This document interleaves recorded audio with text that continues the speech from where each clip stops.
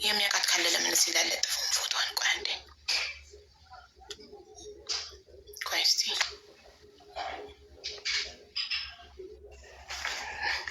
እቺ ናት ፋጡማ ኡመር ነጋሽ። ሳውዲ ላይ የምታውቋት ካላችሁ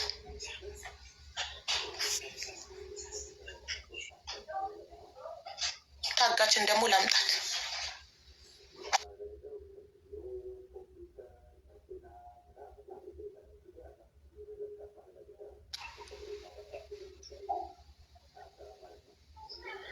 ታጋች ደግሞ ሰሚራች ናት። ሰሚራ አለሙ እቺ ናት። 8 ዓመት በፋጡማ የታገተችው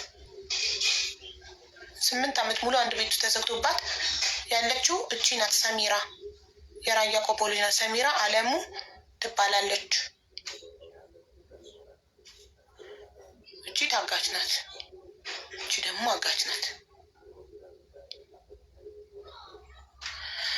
እና የምታውቋት ካላችሁ ባካችሁ አውቃታለሁ የሚል ሰው ካለ በህይወት አለች፣ ግን ምንም ማስረጃ የለንም በህይወት ስለመኖሯ አናውቅም። ምክንያቱም እናትየው ቪዲዮ ላኪልኝ ሲሉ የላከችው ቪዲዮ የሆነች ኒቃሚስት ለሰከንድ እንደዚህ ዞር ስትል በቃ አያስታውቅም። እሷ ትሆን አትሆን አያስታውቅም። የእሷ ሰራተኛ ስላረገቻት ነው ከሰው ያገለለቻት። ከነሱራ እኮ ሰራተኛ ብታረጋት እኮ እቺ ፋጡማ እኮ አንድ ነፍስ ናት ውዶች። ልጅ የላት ባል የላት። እሷ እንደምትለው እኛ አናውቅም፣ ቤቷ አልገባንም። ስለዚህ ለአንድ ነፍሷ የእሷን ልብስ ለማጠብ እና ለእሷ ምግብ ለማብሰል ማገት ለምን ያስፈልጋል? ብዙ ሰው ያለበት ቤት ቢሆን ለጉልበት ብዝበዛ አይደለ? ዝምድና አላቸው የላቸው?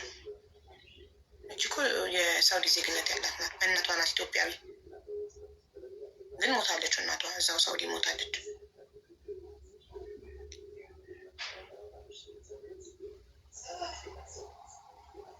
ለሳውዲ ሽጣት ይሆናል አናውቅም። እውነታውን የምናውቀው ሰሚራ ስትገኝ ብቻ ነው። ሰሚራ ቤተሰብ እጅ ስትገባ ብቻ ነው እውነታው የሚታወቀው። ስለዚህ ፋጥማን የምታውቁ በሳውዲ አረቢያ የምትኖሩ ኢትዮጵያውያን እባካችሁ ተባበሩን። የምትገኘው በመዲና ነው። ኦኬ። ምንድን ነው የምጽፉት? የሚያውቃት ሰው ነው አያኒ ውዶች። አያኒ የሚያውቃት ሰሚራን የሚያውቅ ነው፣ ፋጡማን የሚያውቅ ሰው ነው። ምንድን ነው ውዶቼ? ያመሳሰላቸው ፍሊተር እንጂ አይመሳሰሉም፣ ይለያያል መልካቸው። እሺ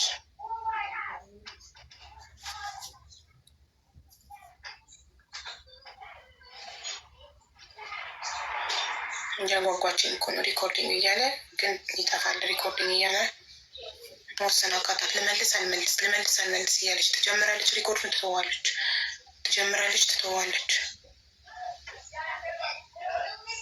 ለወንድም አድራት እኔ እንጃ። ወንድም አላት አባቷ ከሌላ የሚወልደው ከዚች ኢትዮጵያዊ እናቷ ከእሷ እናት ሳይሆን ከሌላ እናት የሚወልደው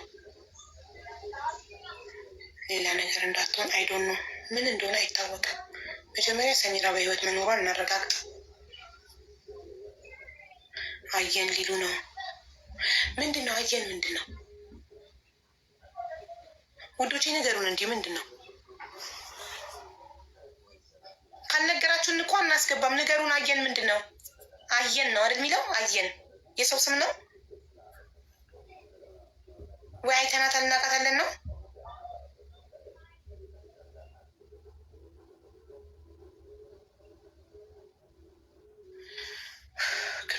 እሺ ኦፕስ ያውሪ። እስከዛ የእሷን ምላሽ እየጠበቀ በሌላ ስልክ ባለቤት እንደውለታለው። እኔም ብሎ ካርጋኛለ። እሺ አውዬ እድሉ ስላገኘው በጣም አመሰግናለሁ። አንቺም ሁሉም። እኔ ያው አንድ ነገር ላወራሽ ፈልጌ ነበረ። እኔ 2 ልጆች አለኝ። አሁን የምኖረው ቤይሩት ነው እና ከመጀመሪያው ትንሽ ነካ አድርጌ አልፍልሻለሁ። ከማለት ከልጆች አባት ጋር እንዴት እንደተዋወቀን ይሰማል? ድምጼ ይሰማሻል? ይሰማል። እሺ ናት። እኔን ከመጀመሪያ በፊት አንዴ ልንገራቸው ውዶቼ። መዲና ላይ የምታውቁት ሰው ካለ ብዙ ዓመት ሳውዲ ውስጥ የኖረ መዲና ላይ ሊተባበረን የሚችል የምታውቁት ሰው ካለ እባካችሁ ነግራችሁ እንዲመጡ አድርጉ። እኔ መዲና ላይ የማውቀው ሰው የለም። ሪያድ ጣይፍ፣ ጅዳ ሰዎች አሉኝ። መዲና ላይ ግን ምንም ጓደኛም ዘመድም የለኝም የማውቀው ሰው። መዲና ላይ የምታውቁት ሰው ካለ እባካችሁ የፋጡማን ፎቶ አሳይታችሁ ጥሯቸውና ይምጡና ይርዱን ፕሊስ። እኚህ እናት አደራ ብለውናል። እንዲህ አደራ እንዳሉን ልጃቸውን ሳያዩ ቢሞቱ በጣም እናዝናለን። እና ፕሊስ መዲና የሚኖር ኢትዮጵያዊ ፋጡማን የሚያውቅ ፎቶን አሳዩት። እንትን ቪዲዮ ላይ የለጠፍኩትን ፎቶ ወስዳችሁ እቺ ልጅ የምታውቋት ብላችሁ ጠይቁልን ፕሊስ። ዳይቦ ማን ነው? ዳይቦ የዲቦራ የነበረ መዲና ነው እንዴት የሚኖረው? ኢማራት መስሎኝ። ከሆነ እንጠይቋለን የሚያውቃት ከሆነ። እሺ እናቴ፣ እሺ አሁን ላውራ። እሺ እናቴ እና አቡዬ እኔ 2 ልጆች አለን ብዬሻለሁ። የልጆች አባት ጋር የተገናኘ ነው። እኔ እናቴ ጋር የአክስቴ ልጅ ጋር ጓደኛ ስለነበሩ እኛ ጋር ይመጡ ነበር። እኔ ልጅ ሆኜ ይመጡ ነበር እና ያው እኔ 8ኛ ክፍል ገጠር ጨርሼ ወደ ከተማ ገባው ስኩል ልማር። ከዛ በዛ ሰበብ እናቴ ያኔ በጣም ትታመም ነበረ እና በጣም ይቀርበኝ ነበረ። አንዳንድ ነገሮች ያው ብቻ እኛ 3 ነን። እኔ ታላቅ ነኝ እና እናቴ ያው ብቻ ነው ያሳደገችን ማለት ነው። እና በዛ ሰበብ ብዙ ኃላፊነቶች አለኝ እና በዛ ሰበብ ትምህርቴ ላይ ብዙ ትኩረት አልሰጥም እና ይጨንቅና ለቅሰው ነበር። በዛ ሰበብ ይቀርበኝ ነበረ እና ከዛ ጀስት እንደዚሁ እንደ ጓደኛ ይቀርበኝ ነበረ እና ያው አውቃለሁ ፋሚሊውን ከአክስቴ ልጅ ጋር ስለሚመጣ በደንብ የሰፈር ሰው ነው። ብዙ ሰፈር አይደለም፣ 1 ሰዓት ተኩል ምናምን ያስኬዳል መንገዱ። ግን የአክስቴ ልጅ ጋር እነሱ ጎረቤት ስለሆኑ ወደኛ ይመጣሉ። እነሱ የሆነ ክርስትና ነገርም እንደዚህ ይቀራር በሱ ሰበብ እኛ ጋር ይመጣል እንጂ የአንድ ሰፈር አይደለም። ከዛ እኔ ወደ ከተማ ሲገባ ግን ያው እነሱ እዛ እኔ የገባሁት ከተማ ይቅርብ ነበሩት እና እዛ እሱም ተምሮ ጨርሶ ስለነበረ እዛ ስለነበረ ይቀርበኝና በቃ አንዳንድ ነገር ያግዘኛል፣ በትምህርትም አንዳንድ ነገር ማለት ነው። እና ከዛ እነዛ እያለን የአክስቴ ልጆች ጋር ነበረ የምኖረው እና በቃ ምረዳኝ ማለት ብዙ ጊዜ አይረዱኝም። እኔ በእናቴ በጣም ተጨንቃለሁ፣ ትምህርትም የተማርኩ ምናምን፣ እሱ ግን ይረዳኝ ነበረ እና እኔ በቃ እንደይትሽ ምናምን የምባል ነገር ይቀርበኝ። ከዛ በኋላ እንደዛ የተቀራረበን ብዙ ወሬ ወራ ነበረ። እሱ ጋር ነው እርጉዝ ናት ምናምን፣ ያኔ ምንም አልነበረም። በዛ ሰበብ እኔም ህልክ ውስጥ ገባሁ። የምረዳኝ ሰው ከሆነ ምን አገባቸው ምናምን ነገር የምለው ነገር ያኔ 17 ነበርኩ በእድሜ። በቃ ከዚህ በኋላ ምናምን አልኩት እና ከዛ በኋላ እሱ እንደዚህ ብሎ ያወራል። የአክስትሽ ልጅ እንዲህ ብሎ አወራኝ፣ አንተ እሷ ጋር ምንድነው ያለው ነገር እና ብሎ አወራኝ። እንዴት እንደዚህ ብሎ ያወራኛል በቃ ምናምን ብሎ አወራኝ። ከዛ ቢሆን ምን ችግር አለው ምናምን ነገር አለኝና ጠየቀኝ ማለት ነው እንደዚህ ነገር። ከዛ በኋላ እኔ እናቴ ብቻውን ነው ያሳደገችኝ። እናቴ ጋር ወረቀት ሽማግሌ ትልከና እኔ እናቴን አንገት ማስደፋት መቼም ነው የማልፈልገው።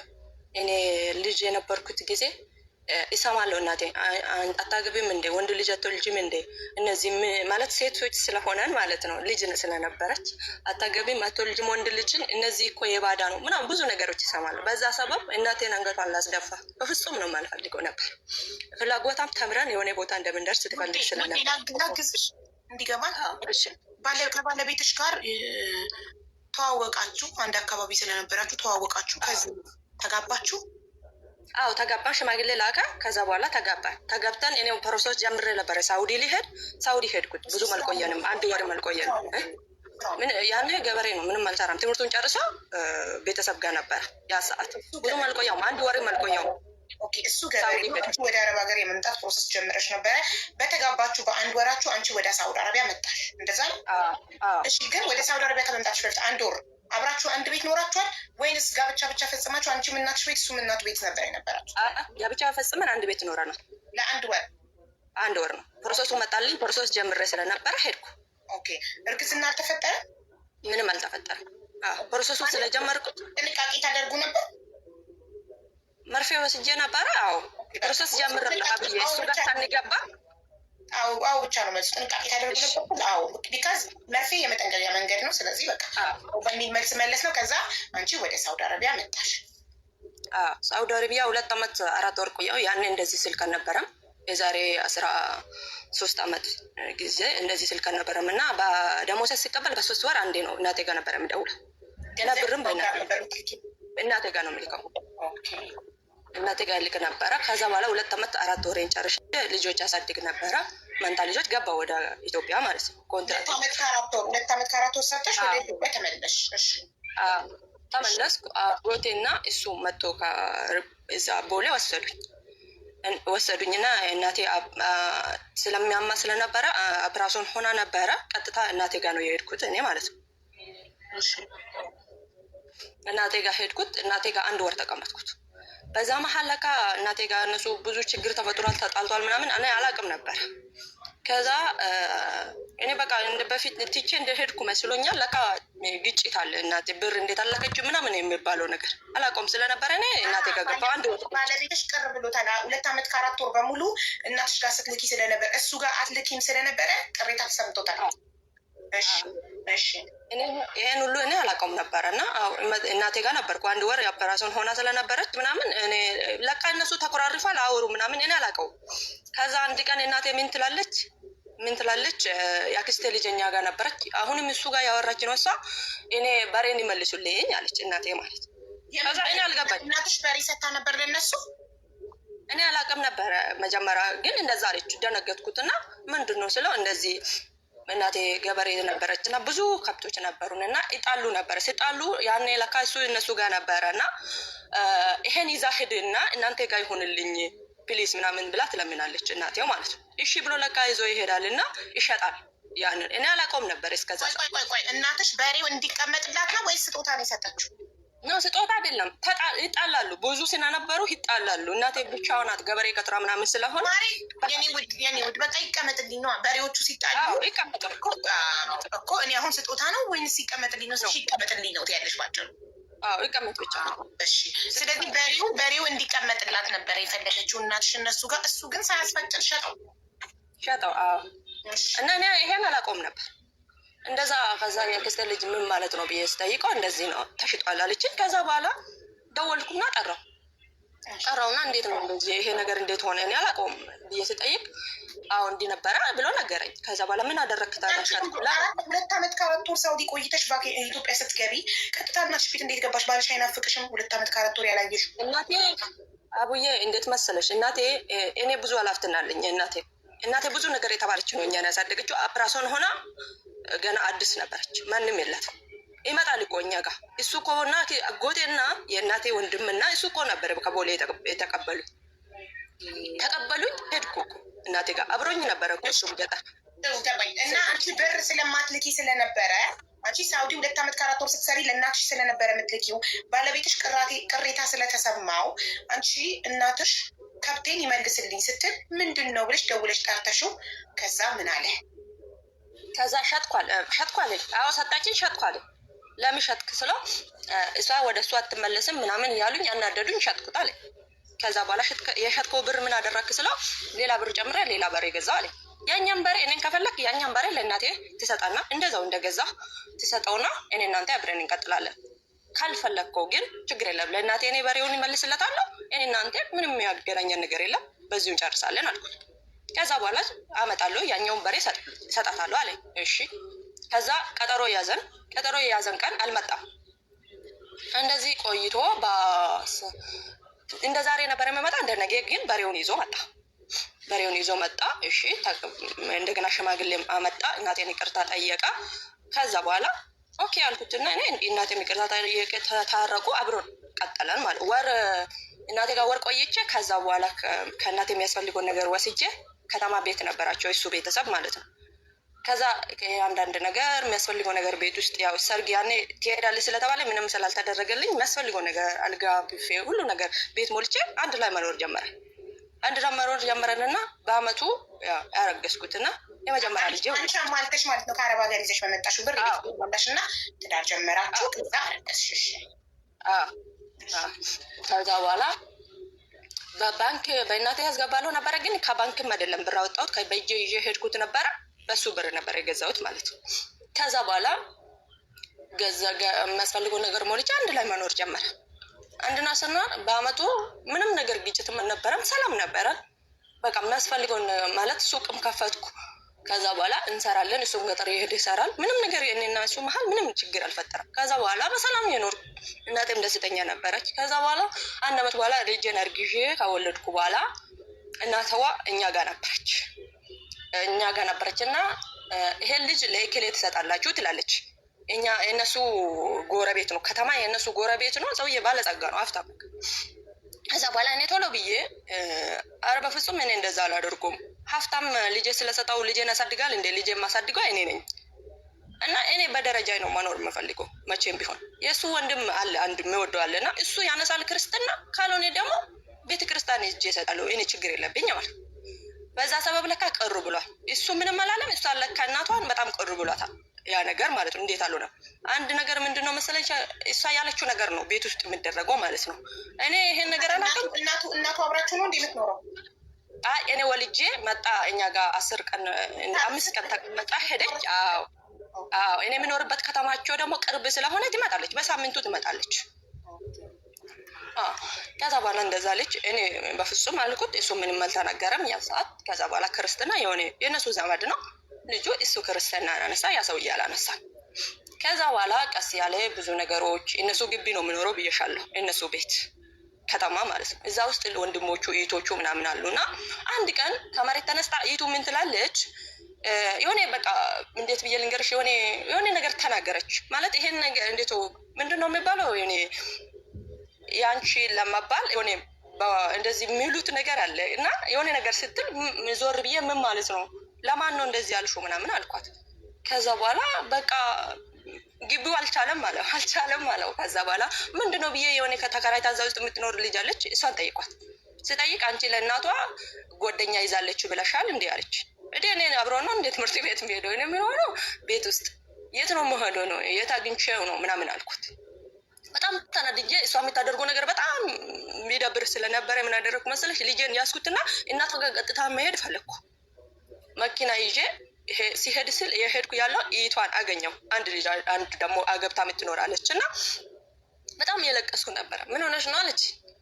ምን ማለት ፈልጋችሁ ነው እንደዚህ የምታደርገው ልጅቷ? ለምንድን ነው ምን ብዬ ነው እኔ አብረው ነው እንዴት ትምህርት ቤት የምሄደው እሷ ጓደኛ ማዙን የት ነው የማውቀው ምናምን ነገር አልኳት። በቃ አንቺ ተረጋጊ አንቺ እንደዛ ብላ አብሮ ለካ እነሱ ያደረጉ ነገር ነው።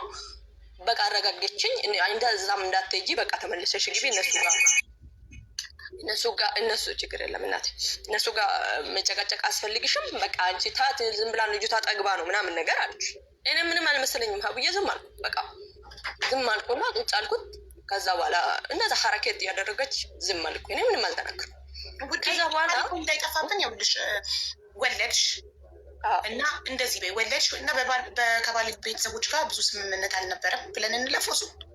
እሺ በቃ ዘዛ ከዛ በኋላ እሺ ምን ሆነ? ከዛ በኋላ እንደዛ ያለን አሁን አንድ ቀን የሆነ እኔ ከእናቴ አምጥቼ ከብት ነበረኝ፣ አጎቴ የሰጠኝ ከብት ነበረኝ እና እነሱ ጋር አድርጌ አደረግኩ። አንድ ብቻ ነው አመጣው። ከዛ እሱ ገጠር ሲሄድ ተሽጧል። የለም የት ሄዶ ነው ብዬ ጠየቅኩ። እናቷን ደነገጥኩ። በጣም ወዶ ነበር። ስጠይቆ እሱ እኮ ሽጧል ታውቃለች ብሎ እኮ ነው የሸጠው ምናምን አለች። በጣም ደነገጥኩትና የማን ከብት ነው የተሸጠው? እኔ ከአጎቴ የሰጠኝ ነበር፣ እናቴ ጋር ነበረ። ኦኬ አጎቴ የሰጠሽ ከብት ያንቺ ነበረ? ማን ነው እሱ ይሸጣል? እነሱ ጋር አስቀምጬ ነበረ። የሆነ ፍየል እንዴት ነው በሬ ነገር ነው እና ለፍርሻ የእነሱ ቤተሰብ ጋር የእሱ ቤተሰብ ጋር ልጆችን አባት ቤተሰብ ጋር የባልሽ ቤተሰቦች ጋር አንድ በሬ ያስቀምጠሽ ነበር። በሬ ነው? አዎ በሬ ነው። አዎ ኦኬ። አጎትሽ ስጦታ የሰጠሽን በሬ የባልሽ እናት ጋር አስቀምጠሽ ነበር። ከዛ ማን ነው በሬውን አውጥቶ ይሸጠው? የልጆች አባት ሳያስፈቅድሽ? እኔ አልሰማሁም። አንቺ አራስ ወጥተሽ ነው? ከአራስ ወጥቻለሁ፣ ግን ያኔ አንድ 5 ወር ምናምን ይሆነኛል። ከአራስ አይደለሁም፣ ግን አልሄድም ገጠር። ግን ሄጄ ከብቶች ጋር ሄድኩት። ከብቶች ጋር ሲሄድ በጣም ሲወደው ስለነበረ ማትፈልጌ ነበረ የሄድኩት። ከዛ በኋላ እኔ ሰውየው ግን ከብት መሸጥ ይወዳል። በፊትም የእናትሽን በሬ አስከፈልሽው፣ በኋላ ሞችን በሬ ሸጠ። በሬ መሸጥ ይወዳለች ሸጠ። ከዛ በኋላ የሆነ ልጅ አለና ዘመዳቸው ነው። ልጄን ክርስትና ያነሳ ነው። ደወልኩና ጠራው፣ ነገርኩት። እንዴት እንደዚህ ይሆናል ይሄ ነገር ስለው በቃ ከዛ በኋላ አወሩና ሻጥኩ መሬት ገዛው ምናምን በቃ ከዛ በኋላ ተውኩት። እኔ እንደዚህ ጭቅጭቅ አልወድም። ሰው ሲወድን በፍቅር አብሮ ይኖራል። ከዛ በኋላ እኔ ጭቅጭቅ አልወድም። እኛ ቤት ጭቅጭቅም ስለሌለ እኔ አልወደውም። ከዛ ዝም አልኩ ላሽ በቃ ከዛ በኋላ በሰጠይቅ ምን አለ? ለምንድን ነው በሬ ሸጥክ? ቤት ምን አለ? ሻጥኩትና መሬት ገዛውበት እንደገና ደግሞ ሰኝ ምናምን ገዛውበት ምናምን አለ። ምንም የበሬ ዋጋ መሬት ይገዛል። ከተማ አይደለም እኮ አቡዬ የእርሻ መሬት ነው። የእርሻ መሬት ነው። ያን ጊዜም ይገዛል። ከዛ አሁን የምነግርሽ ነገር እኮ ከ10 ምናምን ዓመት በፊት ነው። ከዛ በኋላ በቃ እኔ ላሻልኩ በቃ ጭቅጭቅ አልችልበትም። ከዛ ዝም አልኩት። እየኖረን በቃ ጸባይ እየተቀየረ ብዙ ነገሮች በቃ የተቀየሩ መጡ። ከዛ በኋላ አንድ ቀን ቁጭ አድርጌ ያወራው ምንድነው ችግር ምን ፈለግ ምንድነው ምን ማለት ጠየቁት። በቃ ከዛ በኋላ ስጠይቅ ምንም መልስ የለም። ከዛ በኋላ በጣም እየተቀየረ መጣ። ከዛ ዝም አልኩት። ከዛ ኢቷ ምን ትላለች መጣ አረብ ሀገር መሄድ ከፈለግሽ ልጅሽን ይይዝልሻለሁ አለች። እኔ ልጄን መቼም ትቼ አልሄድም። ምን አጥቼ ሂድና እሱ ይስራ እንደገና ደግሞ አለኝ እግዚአብሔር ይመስገን። ለምንድን ነው ልጄን ትቼ መሄደው አልኩት። ለካ እነሱ አብሮ የተወያዩ ነገር ነው ይሄ ታምር ማለት አላውቀውም። ከዛ በኋላ እንደዚህ ከዛ በጣም እየተቀየረ መጣ። በጣም ከዛ ብዙ ነገር እኔ አይናገረኝም አውዬ ውጭ ላይ ግን ለአክስቴ ልጆች ለዘመዳ ዘመድ ማይወራ በቃ የለም። ከዛ ዝም አልኩት። እነሱ መጡ አይናገሩኝም፣ ግን ሲያወሩ ሰማለሁ። ዝም አልኩ እኔ። ከዛ እኔ ጡት ሲያጠቡ እርግዝና አይፈጠርም የሚለውን ነገር አምነው ነበርና መድኃኒት አልጠቀምም ነበር። አመት ከምናምን ሲሆነኝ እርግዝ መሆኔን አወቅኩ። ጡት እየጠባ እኮ ከዚህ በፊትም ብለዋል። ጡት እየጠባ እርግዝና አይፈጠር የሚባለው ውሸት ማለት በጣም ውሸት ነው እኮ። የአበሻ ወሬ ነው። ምን አገናኘው ጡትና እርግዝና? እኔ እኮ ብያቸዋለሁ። ሰው እያጠባ አይረገዝም ሲሉ ነበር እዚህ በኮመንት የሆነ ታሪክ እየሰማል ነው አብዬ። በጣም ውሸት ነው። እኔ በአመት 6 ወር ነው የወለድኩትን ጡት ያጠባው ነበር። እስከ 4 ወር አርግዤ እንኳን ጡት ያጠባው ነበር። ከዛ በኋላ እያሉ የተሳሳተ ኢንፎርሜሽን ለሰው እየሰጡ ሰውን ያለ ፕላኑ ያስረሱታል። ስለዚህ ጡት እየተጠባም ሀቡዬ ምነው ፈራሻራ? እኔ ገና ከወለድኩ 18 ቀን ነኝ። እኔ እንደዚህ አይነት ነገር ውስጥ አልገባም። በዚህ ሰዓት ያማቸውን እንዴ እና ውዴ ይገዛል አይደለ? አንቺ ስንት ወሩ ነበር ታርግሽበት ላዩ ላይ? እኔ ሲያቅ 9 ወር ሆኝ እኔ ልጄ ወልጄ በ9 ወሩ ነው ያወቅኩት እርጉዝ መሆኔን። ግን ያኔ እርጉዝ የሆንኩት 3 ወር ሲሆን ነው። ስለዚህ በ6 ወሩ ነው እርግዝና የተፈጠረው። ልጅሽ በተወለደ በ6 ወሩ ማሻአላ ጎበዝ። አመት በ6 ወሩ ያኛ ሲወልድ አስበ እኮ ጀግና። አሁን እኔም ሩብዬ 6 ወር ሲሞላት ጡት ማጥባት አቆምና አረግዛለሁ ማለት ኢንሻአላ ያርግልሽ። እግዚአብሔር ያርግልሽ። መደረለም ያደርግልሽ። ወንድ ይሁን በይልኝ። ወንድ ይሁንልሽ። እኔም 2 ልጆች ወንድ አለኝ። እኔ ያው ምኞቴም ነበር ወንድምም ስለሌለኝ አባትም ስለሌለኝ። ወንድ ልጅ ለእናቱ እናቴ፣ ሴቷማ አባቴ ነው የምትል። እንኳን 2ቱም ወንድ ሆኑልሽ የኔ ውድ። በጣም አመሰግንሻለሁ ብዬ ከዛ በኋላ አረብ ሀገር ያው እህትየው መጣችና የሱ እህት አረብ ሀገር ይሄ ልጅሽን ሊያዝልሽ ስትልሽ እኔ ምን አጥቼ ነው ልጄን ጥዬ የምሰደደው? ከፈለገ ራሱ ይሰደድ አልሻትና ህይወት ቀጠለ። ከዛ ማርገዝሽን አወቅሽ። እሱ ጋር ያቆም ነው ካለ ብትናፈጪ ማየ አጠገብሽ ተጠገብ ያለ ግን ለአንቺ እንዳይረብሽሽ ለራስሽ እንዳያስቸግርሽ። ከዛ በኋላ እንደዛ ስትለኝ እንደዛ አልኳትና በቃ በጣም ብዙ ነገሮች በቃ እያየው መጣሁ። ቤታቸው ውስጥ አንድ ልጅ ተከራይታ ሴት ልጅ ትኖር ነበረና ከዛ በኋላ እሷ ልጅ ወንድ ልጅ አላቸው እና ትምህርት ጨርሶ ዩኒቨርሲቲ ጨርሶ የመጣ ልጁ ጋር በጣም ፒስ ነበረች እና ቡና ምናምን አበልታ ቅዳሜ ትጠራው ነበር። ወደዛ ተመለሱት። እኔ ምንም አልመሰለኝም።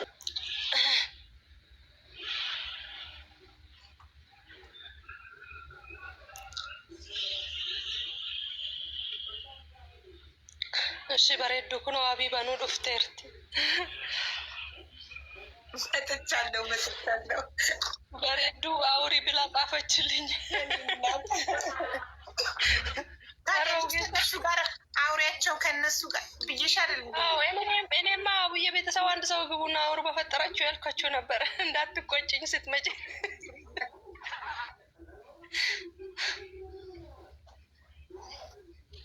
እሺ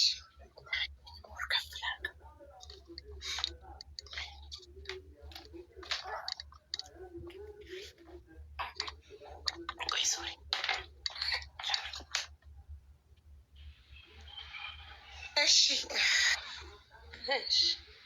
እና ከዚህ በኋላ አመት ቆይተሽ ነው የምትሄጂው? አቡዬ አንቺ ጠይቅልኝና የማደርገውን ነገር እዛ እንደነገርኩሽ እዛ ከታከመ ልጄ ዶክተር አብይንም አንቺ ከቻልሹ እኔ ልገድድሽ አልችልም። አንም ያኔ ስልሽ አንቺ ፍቃደኛ ከሆንሽ ፍቃደኛ ከሆንሽ ቻል ጠይቅልኝና እዛ ከታከመ መልሶ እዛ እንደምታከምልኝ መስፈልግ ሆነ እኔ ያደርግና በቃ በዚህ ከተሳካልኝ ይቺን አመት ይቴም ነገሩን አስተካክዬለት ብዙ ዋጋ የከፈለችልኝ ይቴ ስለሆነ እሷን ይቺን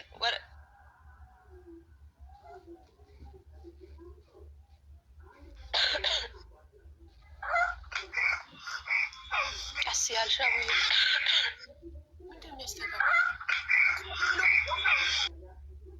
ስልክ ተደውሎብሽ መሰለኝ ውዴ። ስልክ ተደውሎብኝ ተደውሎብሽ መሰለኝ ወጥቼ ልግባ መስማት አለብሽ ካለ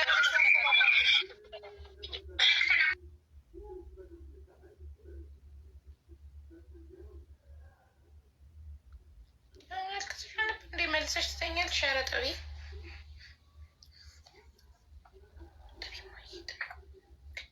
እንቅልፍ። እሺ ለምን አደረግሽ እንደዛ ሆነ? ካራበሽ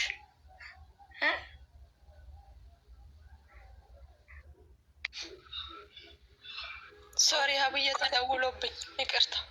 ምንም ችግር የለም እና ማለት ነው ውድ እኔ ዶክተር አብይን ጠይቅልሻለሁ። ምንም ችግር የለውም።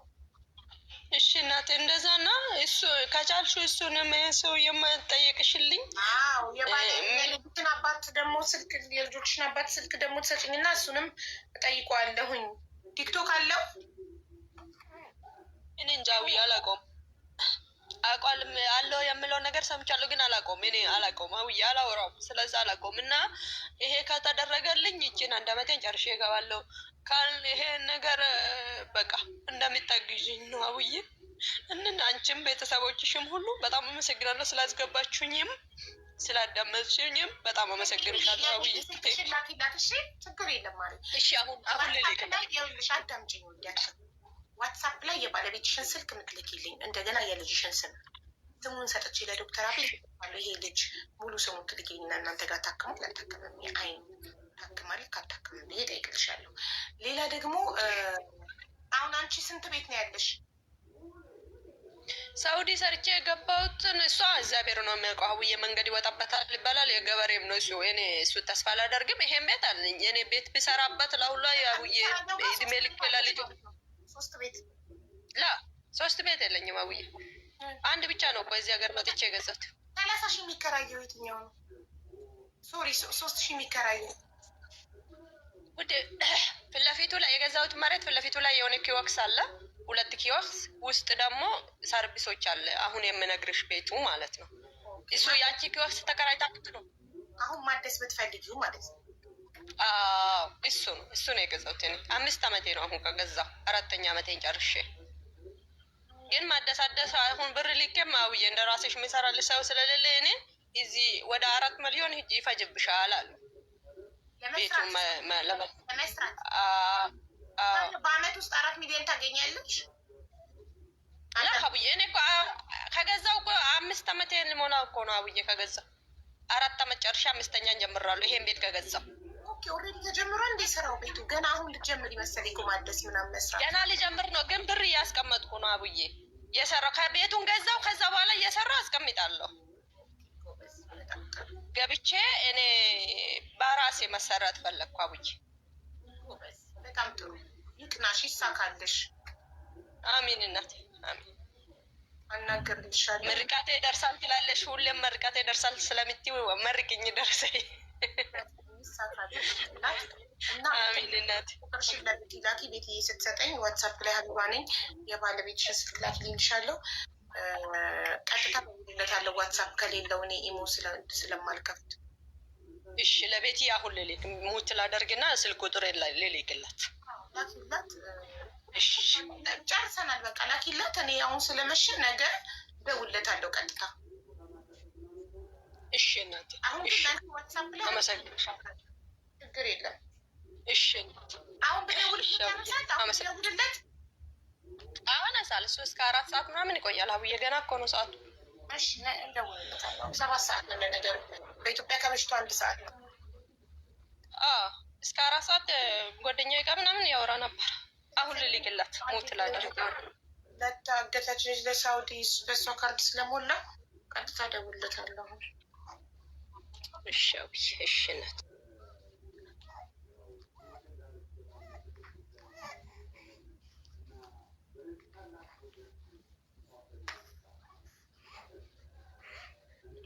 ተከብሽ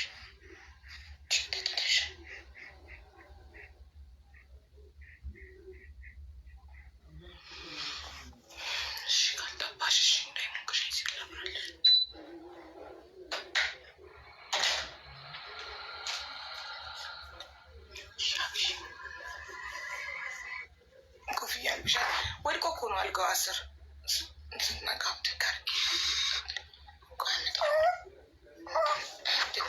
ምንድን ነው ታገሻለሽ ውዶቼ? ዊንታን ፎሎ አድርጓት፣ ዊንታን ፎሎ አድርጓት ሁላችሁ። አንዴ ኮፍያዋ ልቀብሉ ይልበል።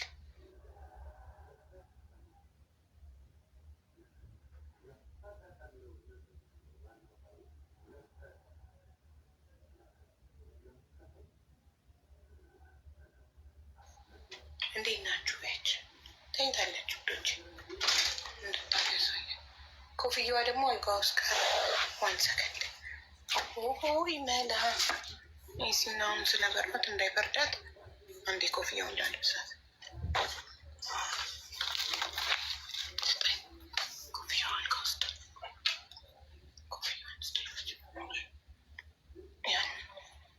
ይህንን እኮን ያልወድም እኮ እንደዚህ ሲዘጋ እኮ እዛው ፍቅሬ መጋረጃ መስላለ።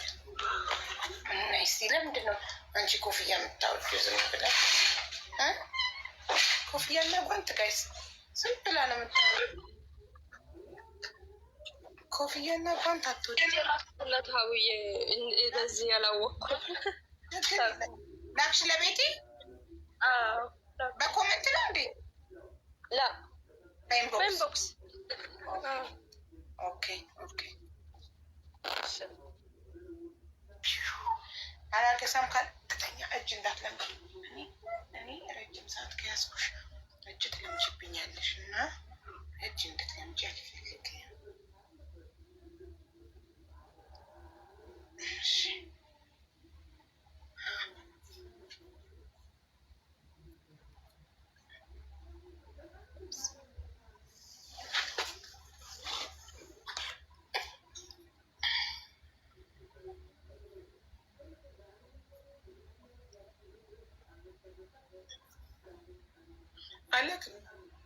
አላከችልኝም ቤቲ።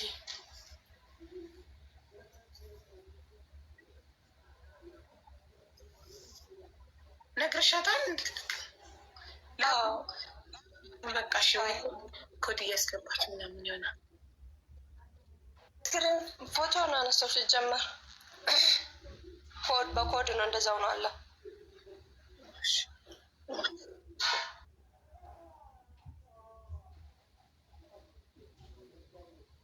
ሀቡ ምን ነው ለሷ ላይ ሀቡ ምን ነው ልብሽ እሷ ላይ ራራ። ሌሎቹን ለልጅ ስትሉ ቡና ጀበና ስሩ ግቡት አልነበር እንዴ በማለት ያስገባችሁ ፈረዳችሁብኝ እንጂ እንደዛ ስላችሁ እሷ ስለሞላላት ነው ትሉኝ የለ። ስለዚህ አልላችሁም ከእንግዲህ ግቡ።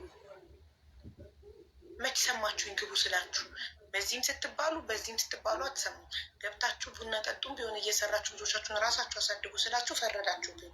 ምን አላችሁ? እሷ ሞልቶላት ስለሆነ። ኧረ የኢትዮጵያ ኑሮ ከባድ ነው። ኖ የኢትዮጵያ ኑሮማ ይከብዳል። አንቺ ስላላየሹ ነው። አንቺ ውጭ አረብ ሀገር ስለምትኖሪ ነው ትሉኝ የለ። ግቡ ስላችሁ አንቺ ለምን አትገቢም ትሉኝ የለ።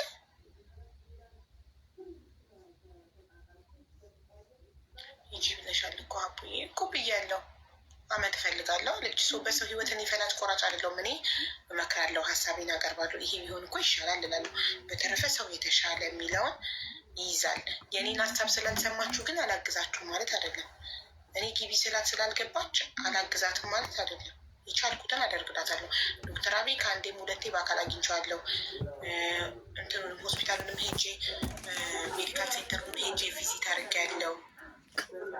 ስለዚህ ስለምግባባው ጠይቅላታለሁ። ልጇ እዛ መታከምና ለመታከም በተረፈ ባለቤቷን አናገርላታለሁ። የቻልኩትን አግዛታለሁ።